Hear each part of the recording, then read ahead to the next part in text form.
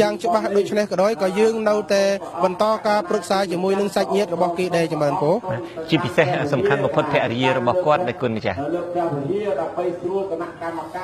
ភរិយាញោមបណ្ឌិតកែមលីបើតាមការរៀបរាប់ប្រាប់គាត់អាត្មាបានមានទំនាក់ទំនងល្អជាមួយនឹងលោកបណ្ឌិតរៀនសូត្រជាមួយគាត់នេះមិនមែនស្និទ្ធស្នាលតែជាមួយលោកបណ្ឌិតកែមលីទេភរិយារបស់លោកបណ្ឌិតកែមលីក៏មានការគោរពស្រឡាញ់មកដល់សមាជិកគណៈកម្មការយើងទាំងអស់ដែរហើយសុទ្ធតែបានរួមដំណើរគ្រប់កន្លែងទាំងអស់ហើយអាត្មាចាំបានច្បាស់ណាស់ថាថ្ងៃមួយញោមបណ្ឌិតកែមលីចង់ទៅលេងខេត្តកំពតហើយភរិយារបស់គាត់ថាគូតែនិមន្តតែគុណទៅផងហើយថ្ងៃមួយនោះបាននិមន្តទៅព្រះសង្ឃ3អង្គនិងភរិយាគាត់ហើយយើងបានជជែកជាច្រើនចំពោះគម្រោងអនាគតក្រោយពីលោកបណ្ឌិតកែមលីចាស់ទៅយើងគូធ្វើអីហើយយើងគូធ្វើអ្វីដែលបង្ហាញថាលោកបណ្ឌិតកែមលីពិតជាមនុស្សដែលមានទឹកចិត្តជាមួយនឹងសង្គមនិងជាតិរបស់គាត់ប៉ុន្តែញោមស្រីប្រកាសជានឹងមិនមានការយល់ទោះអីទេដោយផ្អែកទៅលើការទំនាក់ទំនងល្អតាំងពីអតីតកាលរហូតមកដល់ថ្ងៃនេះប្រកាសជាគិតនឹងយល់ស្របទៅតាមគណៈកម្មការហើយក៏ប៉ុន្តែអាត្មានៅតែរិះសាជំហរថាតម្លៃរបស់ញោមបណ្ឌិតកែមលីយើងមិនអាចយកប្រាក់ដុល្លារទៅខ្ចប់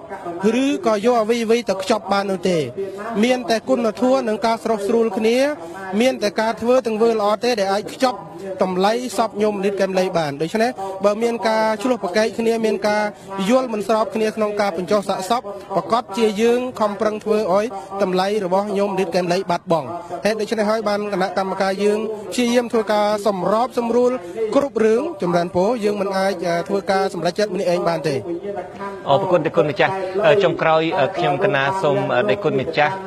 មានធរណការខ្លះអំពីកម្មវិធីលំអិតនៃពិធីបុណ្យខួប7ថ្ងៃរំលឹកដល់វិញ្ញាណក្ខន្ធលោកបណ្ឌិតកែមលីនាព្រឹកនេះដែលគុណម្ចាស់អូអាត្មាសូមចម្រើនពរទ្រុសកម្មវិធីព្រឹកតែម្ដងដោយសារល្ងាចកន្លងទៅហើយព្រឹកនេះគឺយើងនិមន្តព្រះសង្ឃ7អង្គឲ្យត្រូវទៅតាមបុណ្យខួប7ថ្ងៃដើម្បីនឹងទទួលភត្តាដែលគណៈកម្មការបុណ្យបានរៀបចំវីប្រគិនព្រះសង្ឃហើយក្រៅពីនោះយើងក៏បានរៀបចំចង្ហាន់500ផ្អប់ម្ហូបអាហារចំនួន500សម្រាប់គ្រូសាសពគាត់ដាក់បាតមុនគេទាំងអស់ហើយក្រោយមកយើងមានញាតិញោមពុទ្ធបរិស័ទឈរដង្ហែគ្នាតាំងពីរូងបុណ្យឆ្ពោះទៅគល់ស្ពានជ្រោយចង្វាហើយកម្មវិធីក្រោយពីការវីចង្ហាន់ប្រគិនព្រះសង្ឃចំនួន7អង្គហើយក៏យើងចាប់ផ្ដើមរួបបាតដោយព្រះសង្ឃនិមន្តចុះពីខឿនព្រះវិហារមកនិមន្តបិណ្ឌបាតនៅឆ្លងកាត់មុខរូងបុណ្យហើយនិមន្តត្រង់ឆ្ពោះទៅគល់ស្ពានជ្រោយចង្វាហើយក្រោយពីបិណ្ឌបាតចប់ចំនួនមនុស្សដាក់បាតកាលណាហើយព្រះសង្ឃនិមន្តតកាត់វឹតរៀងខ្លួនដោយមិនអាចនិមន្តមកកាន់ទីកន្លែងបិណ្ឌបាតបានទេដោយទីកន្លែងនេះចង្អេតចម្រើនពរអរគុណដល់គុណម្ចាស់ខ្ញុំកណាសូមអរគុណជាពលឹកដែលបានផ្ដល់បទសម្ភាសន៍នៅពេលនេះនៅចំពេលដែលគុណម្ចាស់កំពុងរវល់ផងខ្ញុំកណាសូមក្រាបថ្វាយបង្គំលាតែប៉ុណ្ណេះសិនដល់គុណម្ចាស់ពរខ្ញុំបានពរអរគុណបាទលោកអ្នកនាងជាទីមេត្រីយើងនឹងត្រឡប់មកពិភាក្សាជាមួយនឹងអ្នកយកព័ត៌មានរបស់វិទ្យុអាស៊ីសេរីយើងវិញដែលគ្នាយើងមាន4-5នាក់នៅទីតាំងនោះតែម្ដងលោកអ្នកនាងនឹងបានជ្រាបអំពីសកម្មភាពនានាដែលក្នុងពិធីប្រារព្ធនេះហើយនឹងបានស្ដាប់មតិយោបល់របស់អ្នកដែលចូលរួមយើងនឹងសាកសួរពួកគាត់ថាតើពួកគាត់ចង់ឲ្យមានការតម្កល់សពបណ្ឌិតកែមលីនៅទីនេះឬមួយក៏ដង្ហែទៅកាន់ស្រុកកំណើតរបស់គាត់ដើម្បីតម្កល់នៅខេត្តតាកែវនោះបាទក៏ប៉ុន្តែនៅពេលនេះខ្ញុំបាទសូមជូនចម្រៀងមួយបទចម្រៀងនេះគឺត្រូវបានក្រុមយុវជនដែលស្រឡាញ់គោរពលោកបណ្ឌិតកែមលីច្រៀងហើយគាត់ដាក់ចំណងជើងថាអនិច្ចាលោកបណ្ឌិតកែមលីពួកគាត់ច្រៀងនៅទីប្រារព្ធពិធីបុណ្យសពក្នុងវត្តចាស់សង្កាត់ជ្រោយចង្វានេះតែម្ដងពួកគេច្រៀងនេះនៅក្នុងពិធីបុណ្យដែលមានគោលបំណងគោរពនិងឧទ្ទិសដល់វិញ្ញាណក្ខន្ធលោកបណ្ឌិតកែមលីបាទសូមអញ្ជើញស្ដាប់ដូចតទៅនៅប្រទេសកម្ពុជាសូមច្រៀងចម្រៀងមួយបទក្រោមចំណងជើងថាអនិច្ចាលោកបណ្ឌិតកែមលីសូមផ្ញើបទនេះដល់ជនរួមជាតិជាពិសេសកលបុត្រកុលធីតាខ្មែរទូទាំងសកល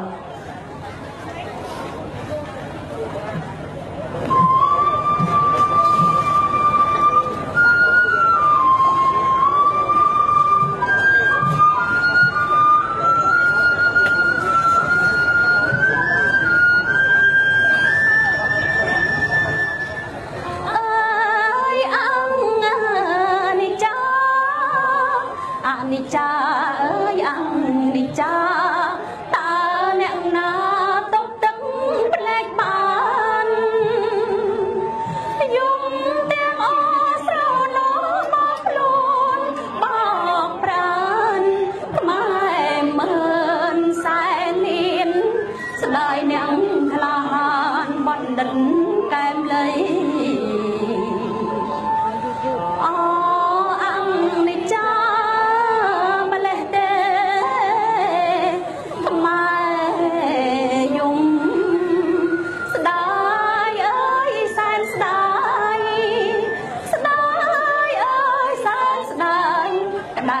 ក្រហើយក្នុងចិត្ត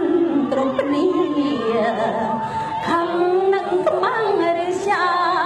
បាញ់ប្រហាកែមលៃអូខ្មែរអើយខ្មែ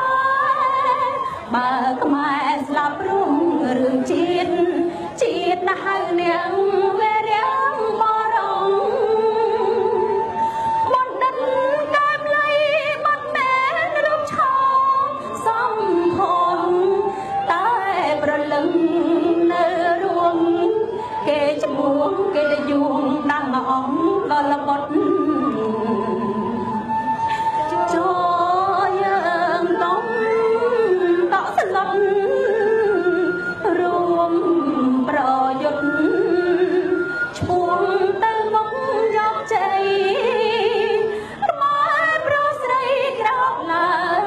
មានភ្លើងណាក្តៅជាភ្លើងចិត្តស្នេហាជាតិក្តៅជាងអ្វីទាំងអង្គមែនពណ៌លឿងទុំមេយំស្ដាយផ្សែងសូរិយាដូចខេមរាកំពុងយំតាស្ដាយស្រណោវេរាំបរោម្លេះទេអូខ្មែរអើយខ្មែរអើយត្រូវតែស្នេហ៍ជាតិដោយស្មោះឃើញច្បាស់ហើយនឹងភ្នែកស្រស់ស្រង់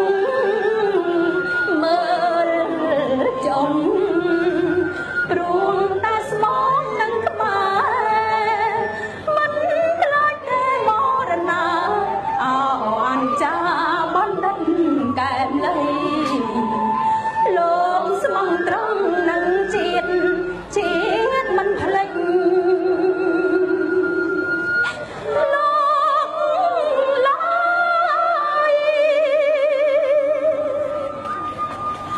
លោកបណ្ឌិតកែមលៃស្ថិតនៅក្នុងបេះដូងរបស់ខ្មែរគ្រប់រូប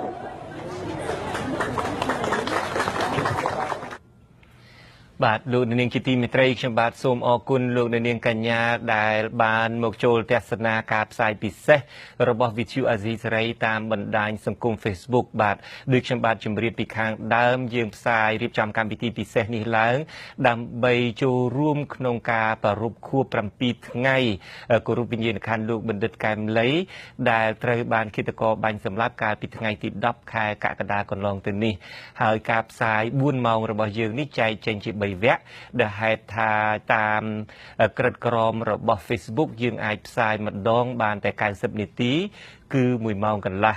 ដូច្នេះខ្ញុំបាទនឹងកាន់កម្មវិធីនេះពីម៉ោង7កន្លះដល់ម៉ោង8កន្លះហើយបន្ទាប់មកទៀតពីម៉ោង8កន្លះដល់ម៉ោង10សហការីខ្ញុំម្នាក់ទៀតគឺលោកសេកបណ្ឌិតនឹងកាន់កម្មវិធីបន្ត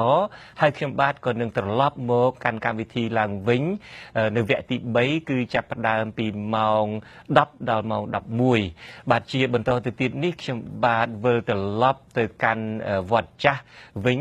កន្លែងដែលប្រារព្ធពិធីបុណ្យសពខួបលើកទីខួប7ថ្ងៃរបស់លោកបណ្ឌិតកែមលីនេះដើម្បីផ្ដល់ឱកាសជូនអ្នកយកព័ត៌មានយើងម្នាក់គឺលោកមមនីរតដែលមានសេចក្តីរាយការណ៍បន្ថែមទៀតជុំវិញពីករណីថាតើ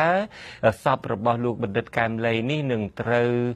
តម្កល់នៅភ្នំពេញនេះបន្តទៀតដើម្បីផ្ដល់ឱកាសដល់អ្នកដែលស្រឡាញ់គាំទ្រលោកមកគោរពកាន់ទុក្ខសពនេះឬមួយក៏ត្រូវដង្ហែទៅខេត្តតាកែវស្រុកកំណើតរបស់លោកនៅថ្ងៃស្អែកនេះបាទសូមជម្រាបសួរលោកមមនីរតបាទអរគុណជំរាបសួរលោកជុនច័ន្ទបុតបាទ បាទតើយើងឮដំណឹងនឹងគឺថាកម្មវិធី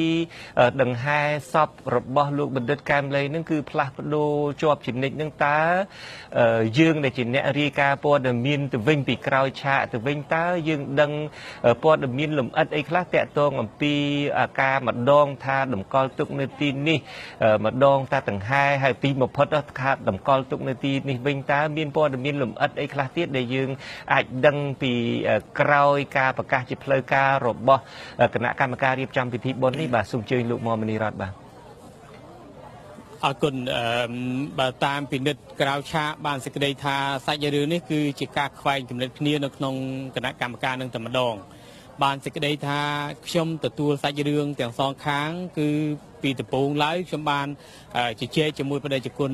បុត្របន្ទិញដែលព្រះអង្គមានតរដីកាថារឿងដែលមានការចំទាស់មិនឲ្យមានការហែសុំទោសចំទាស់ដែលមិនទុកសពនៅទីតាំងនេះនឹងគឺដោយសារតែប្អូនរបស់លោកកែមលីតែម្ដងគឺលោកកែមរិទ្ធិសិទ្ធនិងសាច់ញាតិម្នាក់ទៀតដែលគាត់ចំទាស់ថានឹងមិនត្រូវទុកទេសពនឹងចាំបាច់ត្រូវតែហែចេញទៅទីតាំងនៃគោលដៅគឺខេត្តតាកែវនឹងនៅថ្ងៃស្អែកតាមពេលវេលានៃការកំណត់អញ្ចឹងទេក្នុងការជជែកពេញមួយព្រឹកនេះគឺថាបដិជគុណបុត្របន្ទិញព្រះអង្គមានតរដីកាថារឿងដែលមិនឯកភាពនឹងគឺជាបន្ទុករបស់លោកកែមរិទ្ធិរិទ្ធកែមរិទ្ធិសិទ្ធដែលជាប្អូនរបស់លោកកែមលីតែប៉ុណ្ណោះហើយចំណែកឯក្នុងគណៈកម្មការដែលមានសមាជិកទាំងអស់នឹងគឺបានឯកភាពគ្នាថាព្រមព្រៀងទៅតាមការស្នើសុំនិងសំណូមពររបស់ប្រជាពលរដ្ឋក៏ប៉ុន្តែព្រឹកមិញចន្លោះម៉ោងផ្សាយនឹងបន្តិចនឹងលោកកែមរិទ្ធិរិទ្ធបានតាក់ទងមកខ្ញុំផ្ទាល់គាត់ថាគាត់មិនព្រមទេហើយចាំបាច់នៅក្នុងសមាជិករបស់គាត់នឹងគឺបានព្រមព្រៀងគ្នាជាឯកច្ឆន្ទថានឹងសមាជិកគ្រួសារគាត់កែមលីបានបាទគឺគាត់ជាតំណាងឲ្យនៃក្រុមគ្រួសាររបស់លោកកែមលីនឹងផ្ទាល់តម្ដងគាត់ជាចំហហើយក្នុងគណៈកម្មការនឹងដែរគឺថាព្រមព្រៀងត្រូវតែហែកចេញនៅថ្ងៃស្អែកនេះជាកំណត់គាត់យោងលើហេតុផល2 3ទី1គឺមានច្បាប់ដែលអាជ្ញាធរបានកំណត់ជាផ្លូវការរួចហើយគាត់ថានឹងមិនអាចប្រឡែប្រឡំយ៉ាងម៉េចទៀតជាមួយនឹងអាជ្ញាធរទេទី1ទី2គាត់យោងថាស្ថានភាពចាំបាច់របស់គ្រួសារនៅពេលនេះគឺមិនមានកម្លាំងណាមួយដើម្បីថានឹងអនុញ្ញាតឲ្យសពលោកបណ្ឌិតកែមលីត្រូវនៅទីនេះបន្តគាត់យល់ពីបំណងនិងទឹកចិត្តរបស់ប្រជាពលរដ្ឋទាំងអស់ក៏ប៉ុន្តែក្នុងកលៈទេសៈបែបនេះគឺថាมันអាចទេគឺត្រូវតែរៀបចំទៅតាមការកំណត់ដែលបានព្រមព្រៀងរួចហើយគាត់ថាអ្វីដែលបដិជគុណបុត្របន្ទិញសម្រាប់នឹងប្រកាសជាផ្លូវការពីម្សិលមិញដូចយើងបានផ្សាយកាលពីអ្វីដែលអាស៊ីសេរីបានផ្សាយទាំងវិទ្យុនិងទូរទស្សន៍រួចហើយថាត្រូវទុកតាមការស្នើសុំនឹងទទូចរបស់ប្រជាពលរដ្ឋក៏ប៉ុន្តែគាត់ថាការសម្រេចបែបនេះមិនមែនជាការសម្រេចចេញពីគណៈកម្មាធិការបុណ្យសពទេគឺជាការសម្រេចដោយឯកច្ឆន្ទរបស់បដិជគុណ